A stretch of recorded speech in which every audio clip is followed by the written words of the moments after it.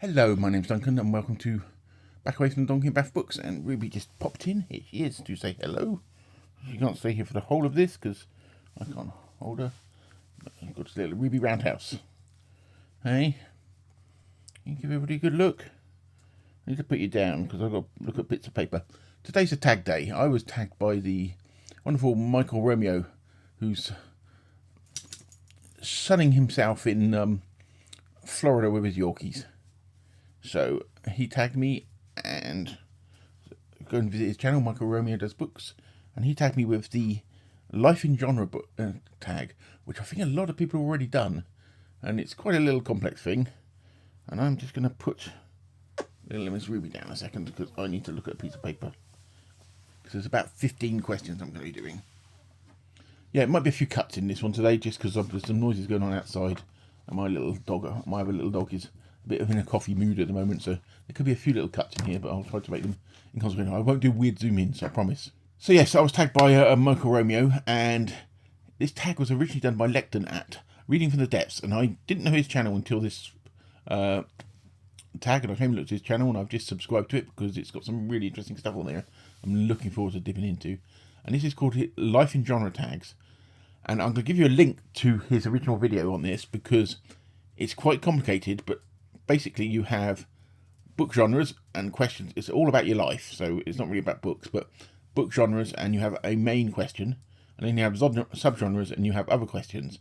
And basically from this set of tags, you can pick and choose what you like. So I've picked I've picked about 8 or 9 of the main genres. I think there's 10 official genres. I think I've picked 8 of them, and I've done a sub-question on each of those as well. So it's probably about between 15 and 20 questions here. And it's all about your life and stuff. Yep, so I thought I'd just give it a go. Quite interesting. I was watching some other people's responses to it when I was looking around about doing this. So, yep, so we'll make a start. Oh, what's Gizmo doing over there? You're going back over there. Okay, so the first genre down. I've got my piece of paper here. I've got to have notes for this. Emotion is a horror. And basically, the first question is, what scares you? Well, for starters, I would say slugs. I have a phobia of slugs. I have seen slugs, I've run away, I scream like a little girl. Well, lots of little girls are braver than me anyway, but I've seen them on bins. But yes, I have a severe slug phobia. So much so that I won't do stuff in gardens at certain times if it's damp, and yeah, so I'd never make a garden. And the other sort of main thing that sort of scares me, if you want to go deep into life, because this whole of this tag is to delve a bit deeper into your life, a bit your psychology and stuff, is I'm scared of being left out. Well, I always have been. I'm quite an introvert, quite to myself. So I love the idea of being included in everything, but then the idea of all these people scare me. Does that make any sense? And it just sort of overwhelms me. It's a bit like sort of a sensory overload, which you will find is a bit of a theme for me later. I have got worse the older I've got. I really have. I've got worse. I used to be a lot more gregarious. You might hear a car out the back. When I was younger, but I've got worse. I think I got worse sort of my mid-20s. Could be sort of around about 2002. I suffered a severe bout of depression. I don't want to go into details, but I was hospitalised and everything. But yeah, don't want to go into that. And post that, I've probably got worse. And as the years have gone on, I've just basically got worse. Anyway, so that is the main question for the horror one. And one of the subgenres I picked was like folk horror. And it is, when is a time that you felt like you entered a space not designed for you, and how did you navigate it? Okay, when I used to work, you'll find out later that I had to give up work to look after my wife because her disability and illness got worse, but yeah, doesn't matter. I was setting up this computer system within the hospital into our department, which is all radiology, and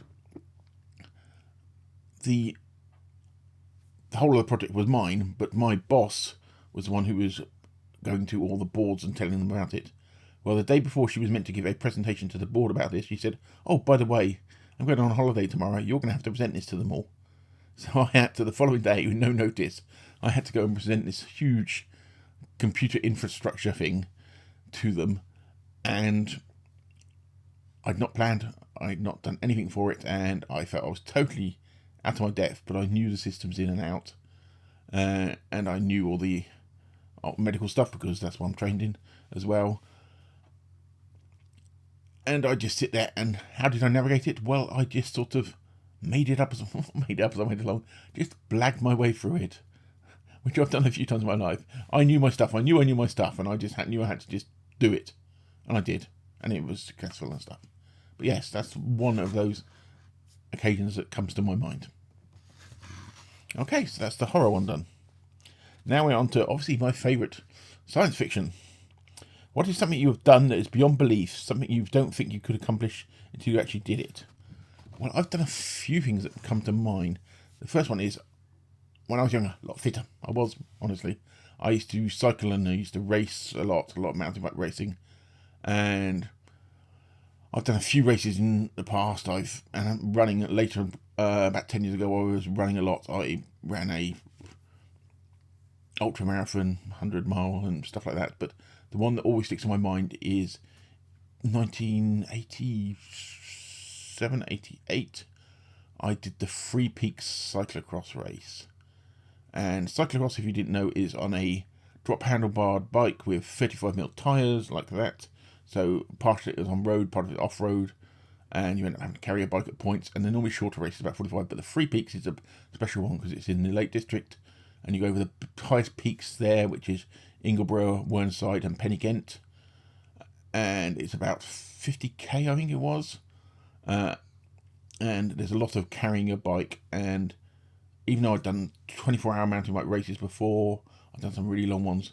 This one was, because it's not in a sort of part of the disciplines that I was used to doing, I got a friend to build a bike for me, and I remember the training for it being incredibly hard work. What we would do, we used to have a big hill near where we lived at the time, and me and my friend who I was doing it with, we used to go out to there, and we would do repetitions up this hill carrying a bike on your back, because we knew there was going to be a lot of carrying your bike up a big mountain. And I can remember spending hours doing that. So yes, so we did that, and the 50k, it took me 6 hours to do this 50k. Well, I think the official time was 5 hours 30 something. So I was at the back end of the field because it really wasn't my sort of discipline. But yeah, 5.5 hours, and it's probably one of the toughest things I've ever done. And going up to it, I was very nervous. And I said, I've done other stuff. I've done lots of running races and stuff like that. Later on in my life that I did, but that comes to me as the hardest one I ever did. And looking at me now, you wouldn't believe I could have done stuff like that. But that's another story. But yes, so there. So yeah, so that's the main question. It's the sub-question in sci-fi that I picked. The space opera. What is your most memorable moment when travelling vacationing? Mine is Albania. Okay, this is around about the same time, 89-ish. Just after the Berlin Wall came down. Same year as the Berlin Wall came down. Was that 89? Can't remember. Anyway, I had a load of holiday left from work. At the time, I was a printer. Okay, I used to print things and do full colour process planning and stuff like that. But yes, at the time I was a printer before I went back to university. And I had a load of holiday left that I needed to use. So I took a cheap deal to Corfu, took my mountain bike with me and cycled around the Greek islands like that. And it was all party stuff that I wasn't particularly interested in. Went by myself. And Albania's next to Corfu. And communism had just sort of collapsed, but nobody really realised it in Albania at the time. And I said, I'm interested in going to Albania. I was talking to people around there when I was on holiday, and they said, oh, you don't want to go there. But weirdly, I went to a port and managed to get a lift across in a fishing boat to Albania. Okay, so I went to Albania, and it was a weird place because still technically it felt very communist and stuff. And nobody spoke any English, and I wandered around. There was a few touristy type people, but very few. And I remember walking through this big park and seeing this huge statue of Lenin. I've got some photos somewhere, but it'd take me too long to look about. But I remember my main issue was coming back across to Corfu, because the boat that I was meant to go had disappeared. And I kept going to the port trying to find somebody. Is anybody going back across? And they would go, come back in an hour. So I come back in an hour and nobody be there, nobody going across. In the end, I found a place to stay overnight, which had this weird soup, so I stayed there overnight. And I remember they had so I'm starting to ramble a bit, they had a weird market. The only thing they weirdly seemed to sell was light bulbs. It was quite strange. I don't know. But yes, I did finally get across. I managed to pay a fisherman to take me back across to Corfu, and people just couldn't believe I'd gone there. So yes, I went to Albania just as the communism was dying on there. So yeah, that's my claim to fame. And as you know, Albania, Norman Wisdom. If you're American, you may not know Norman Wisdom was a slapstick comedian, and he was incredibly... That was how I broke the ice by speaking to people at Norman Wisdom, because they found out I was British. He was big in Albania during the communist regime because his comedy was seen as harmless and non-political, and he was huge over there. But yeah, that is one of my most memorable ones, travelling, all done by myself, because I used to travel a lot by myself. The other memorable ones, I cycled around Europe for 8 months and just worked my way around Europe and picked fruit in weird places and stuff like that, and stayed in weird places. I remember being in Germany and somebody offered me, people just offered you places to stay. Yeah, that was great. That's my other one that comes to my mind. But yeah, I could probably do complete videos on these and get all photos out, but I'm not going to. Because I really... But yes. So yeah, that was that question. Next question. I picked another one from the sci-fi thing. Cyberpunk. If you could relegate one part of your daily life to robot AI, what would it be? And mine would simply be cooking and my kitchen. Okay, as you know, I'm full-time carer now for my wife, so I do everything. I do cooking, cleaning, and I used to quite like cooking, and I absolutely despise it now, because my day seems to revolve around cooking and cleaning the kitchen, and if I could eat crap from takeaways all the time, I would, but I don't like them. But yeah, I hate it, and I wish somebody would just come in and do it for me, so I'd get rid of that really, really quickly. Okay, next one, fantasy. What excites you? The main question is here. Well, that's a difficult one. What do you mean by excites me? The things that get me motivated is, great books, great literature, great films. My dogs excite me because how excited they are about things, and I love walking them. It excites me when my wife is feeling a bit better and she can go out in her wheelchair with us, which at the moment she can't, and it's just lots of things excite me. Music excites me. Just so I was looking around my room, see anything obvious. Obviously, Star Wars excites me. Science fiction excites me. Literature, and I've said literature. But yeah, it's a bit of a broad question, so lots of things excite me. BookTube excites me at points. Sometimes it depresses me, but sometimes it excites me. Okay, next one is under fantasy. It's Dark Academia. What is one thing you have learnt after finishing any formal education that has an impact on your life? I would say qualifications are not everything, and nor is wanting to progress constantly in your job. I've been there, done that. I said I was a previous printer, then I went back to university, trained in medicine, and went back there. I've worked in hospitals where I used to have to work, about 30 hours on call, which I'd be basically working awake for 30 hours watching, and I do all this work, and I just work. And for me, what I learned over the years is you really, even if you like your job, living to work is not the way to go. You need life outside of it. And as much as qualifications can help you, you can still do great things. I'll give you an example. A friend of mine who I used to share a house with, he had psychology degrees, he had master's degrees, he had higher degrees, PhDs, and stuff like that. And he did all this stuff. And what did he do? He thought, sod this. And he went and started his own second-hand furniture business, which he absolutely loved. And that's what he did. As much as he still liked the fields he studied in, to him, the simpler life was everything. And stuff like that, I always think. And I've got another friend of mine who is probably one of the most intelligent men that I know. And he never went to university, never did anything like that. He left school, went into some delivery jobs, then he ended up working as a printers, which is where I met him because we used to work together. And then he ended up owning the company because he brought into it because he just worked. And he's always enjoyed his work, but that hasn't been for him. And he said he's one of the most educated, self-educated people I've ever known. And if he went, he could get degrees with no problem in that. But his life, he's about 5 or 6 years older than me, and he just enjoys himself and lives life to his own way. So yes, if qualifications and that are your thing, that's it. That's great. But remember, it's not always everything. And that's what I've learned is qualifications and pushing yourself in certain things may not be for everybody. But just do what you want. I must admit, I would not want to be a child growing up in education now, because the pressure put on the kids nowadays is just unbelievable. Well, I think it is in the UK. When I did my O-levels and my CSEs and stuff like that, there was no real pressure and stuff on us.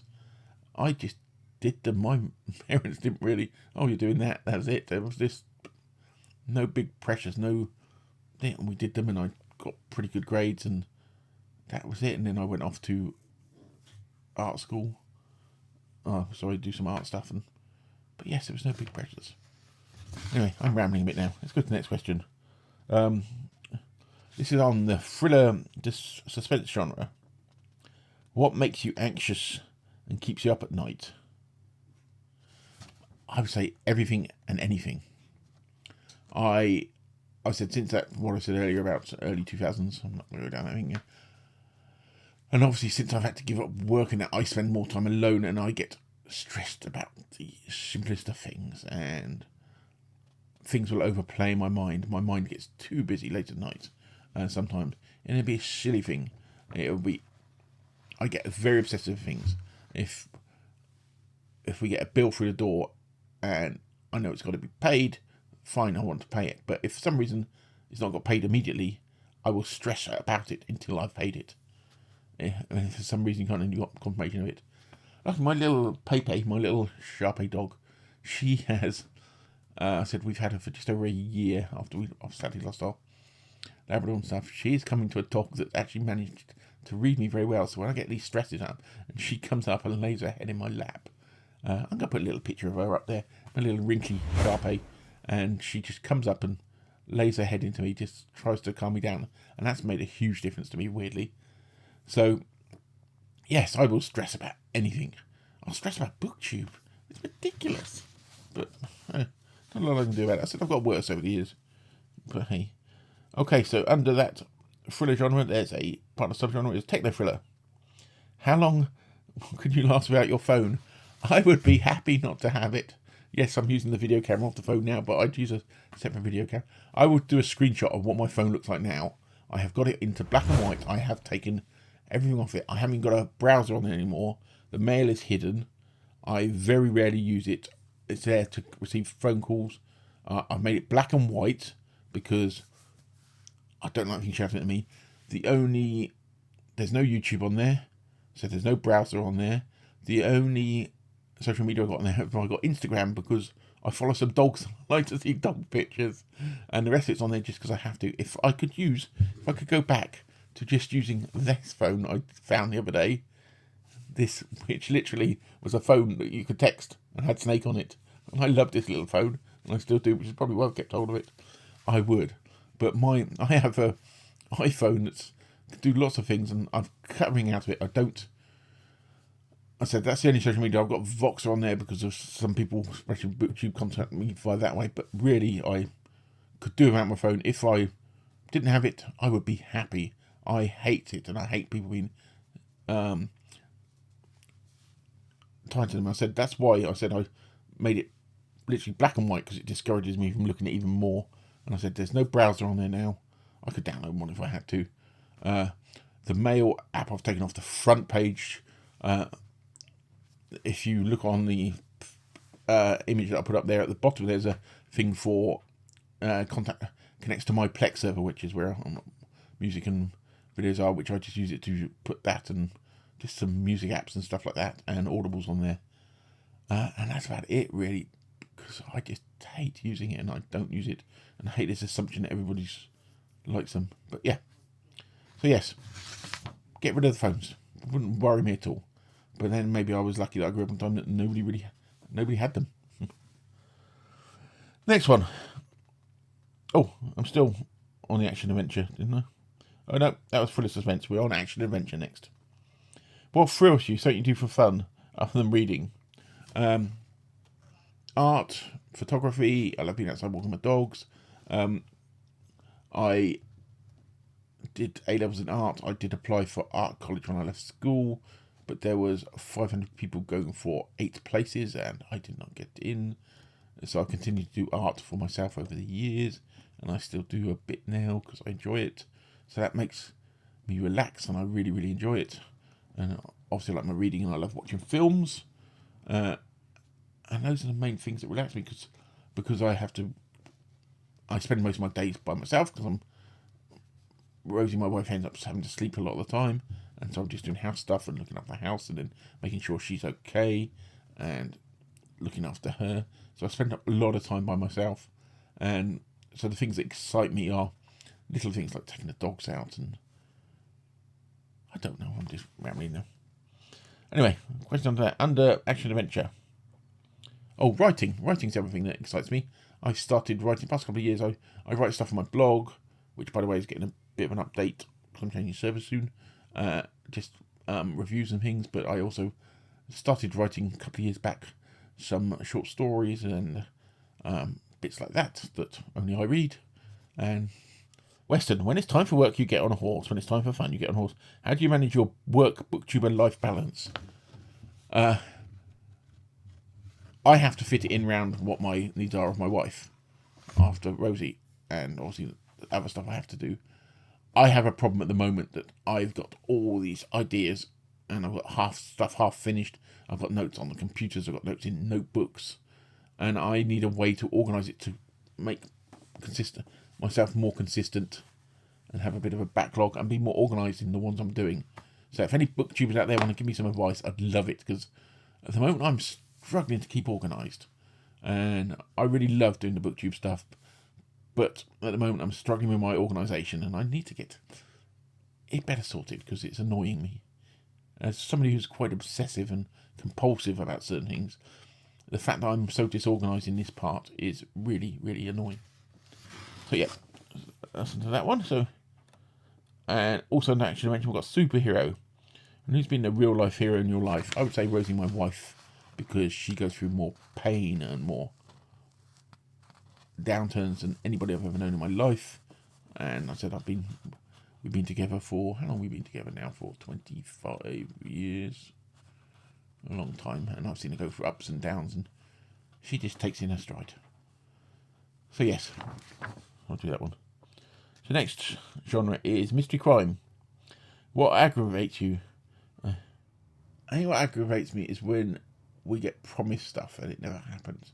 This happens in the care field a lot. We get professionals, and I said I worked in medicine, so I know how these things work.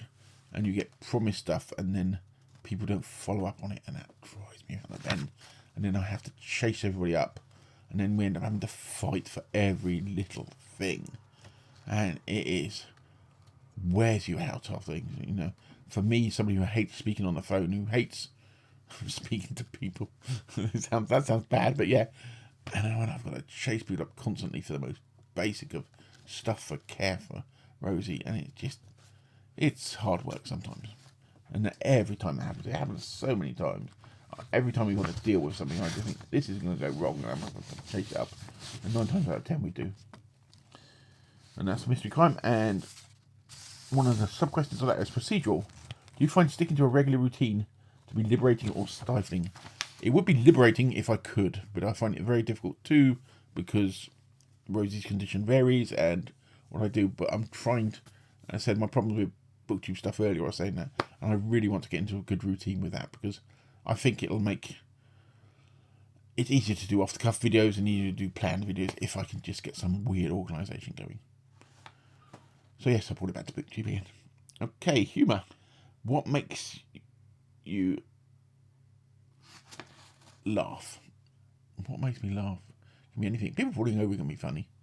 I despise practical jokes because I think they're just mean 99% of the time. But it makes me laugh. There was a thing the other day that I laughed and I thought, I'm not laughing like that for years. It was some really stupid, childish joke on a film. There's a famous... I'll show you where my humour goes sometimes. If everybody's old enough to remember the Goodies. Okay, Americans probably don't know who the Goodies are. They were three guys and they used to do these weird, surreal programs. Goodies humour gets me. And in one of their programs, I always remember they had a thing saying, hey, what day is it? And they say, it's Valentine's Day. And then you had all these guys with machine guns shooting everybody down. And I found that hilarious for some reason. But yeah, it's various things. It can depend.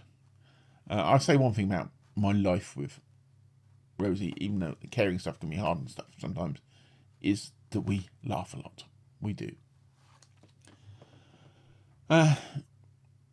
Next one was in non-fiction.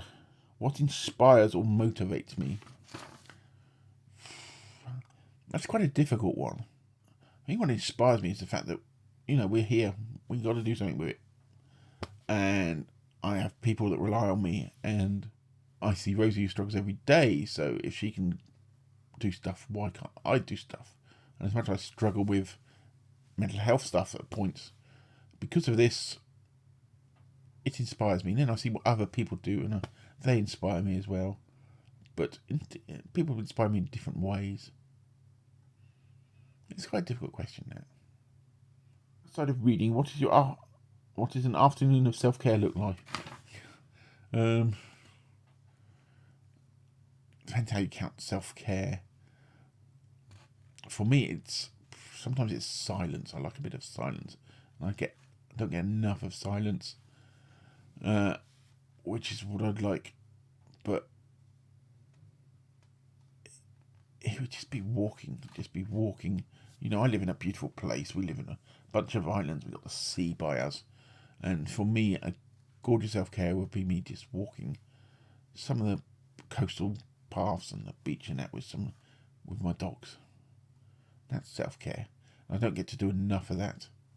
Just because, I can't. I'm the sole person here.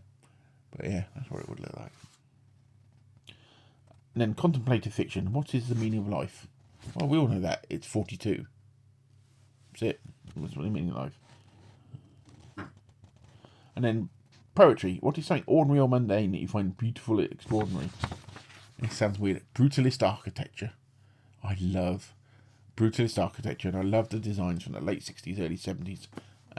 Not even just the brutalist stuff, the everyday stuff. And I just find it looks a lot. I think when you look at it in context and why they're built in, and a lot of it was to bring people together, and it's just a weird sort of architecture that I really, really love. So yeah, so that's it. That's my however many questions. Go across to Lecton's post and have a look at the questions. I had a look around, and I think most people have done it, so I'm not really going to tag people, because I think most people that I can think of to tag have probably already done it. But if you're not, go across, have a look at his original video. It looks more complicated than it is, even though there's a lot of questions. But it's a really good tag. I really enjoyed his questions. Some of my answers here, I'm probably going to, when I quickly go through it to do some brief edits, I'm probably not going to look at them too long, because I may change my mind about putting them up. But yes, I hope you've found a bit of insight into me and my life, and I will speak to you all very soon, and hopefully I can get myself organised and get some proper videos up in the next few days. Anyway, I will speak to you all very soon, and I'd like to thank Michael for tagging me in this, and I will speak to you all very soon. Bye for now.